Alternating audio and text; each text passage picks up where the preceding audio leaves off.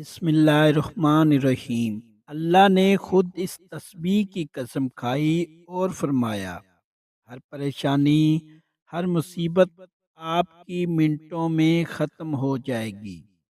جس گھر میں یہ تسبیح ایک بار پڑھی جائے گی، محترم ناظرین، آج آپ کے سامنے قرآن مجید کی ایسی آیات لے کر حاضر ہوا ہوں۔ اگر انسان صدقے دل کے ساتھ اس کا معمول بنا لے تو پوری زندگی کے اندر کبھی انسان کو کوئی نقصان نہیں دے سکے گا۔ جو بندہ یہ وظیفہ کر لے گا، اس کے گھر سے تمام مشکلات، پریشانیاں، بیماریاں ختم ہو جائیں گی۔ اگر کسی انسان پر اللہ کی جانب سے تنگ دستی آتی ہے تو سارا جہان اس کے پیچھے لگ جائے گا کہ میں نے اس کو نقصان پہنچانا ہے۔